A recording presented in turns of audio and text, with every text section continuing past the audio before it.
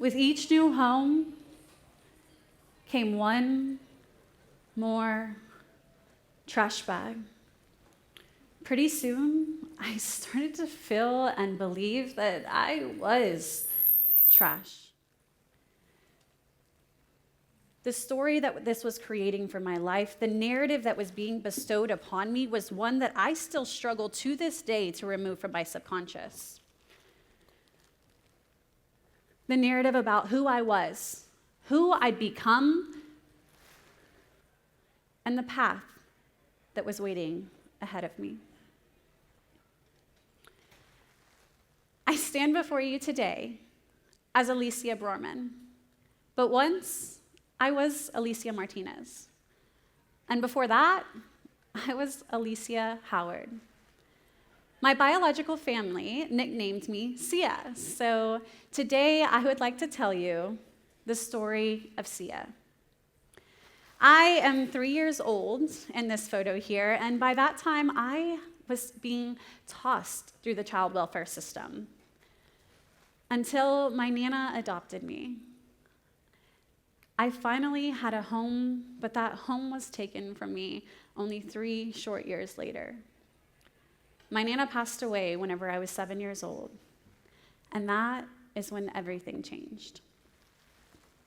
Soon after, police showed up at the door. They came knocking and immediately handed me a trash bag. No explanation, taken off to a group home and told, "You've got 5 minutes. Pack 3 shirts, 2 pairs of pants, and 1 personal item. Let's go." Tossed me into the back of a police car, taken to a group home away from my family, not knowing what was going on, and eventually my great uncle and his wife decided to take me in. And I moved from the great state of Oklahoma all the way to the great state of Texas. At the age of 9, I became Aliscia Martinez. But that new last name came with a very heavy price tag. My great uncle began to abuse me soon after the adoption.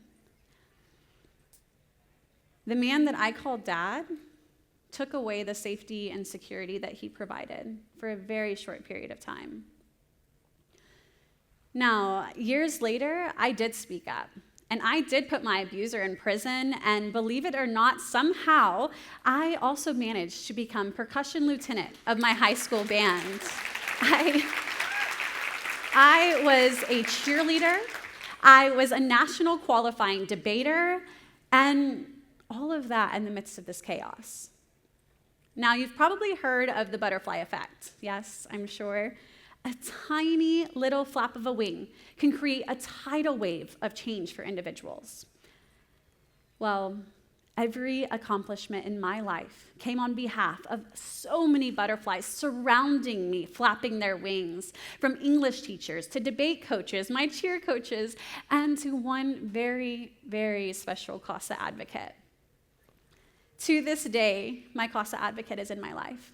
And every single one of those individuals who were flapping their wings around me, they validated me, they uplifted me, and they empowered me to succeed despite my adversity that I was experiencing and despite the chaos and trauma that I was enduring throughout my time in the foster care system. Less than 50% of foster youth go on to graduate with a college degree. With a high school degree. Now, with everything that I had went through, I probably should have become one of those 50%. But I didn't. This man right here that I'm hugging took me in from the foster care system whenever I was 14 years old. 14 years old and labeled as a troubled foster youth seeking attention. And at the age of 16, the Brormans adopted me, providing a renewed idea and concept of what family meant. In addition to the Brormans, this family right here played a huge part in helping me to defy yet another statistic. As stated previously, less than 3% of the 50% to graduate from high school go on to graduate with a college degree. Everyone in this picture is part of the Family Fellowship program that was created by an organization called Foster Love that is here today. Now, this is not just a scholarship, it's mentorship. It's a family of foster youth who are surrounding you, all working towards the same goal. And let me tell you, the amount of butterflies that they dedicate to the family fellows to make sure that those wings are flapping so that every single one of us can defy those odds, it is amazing.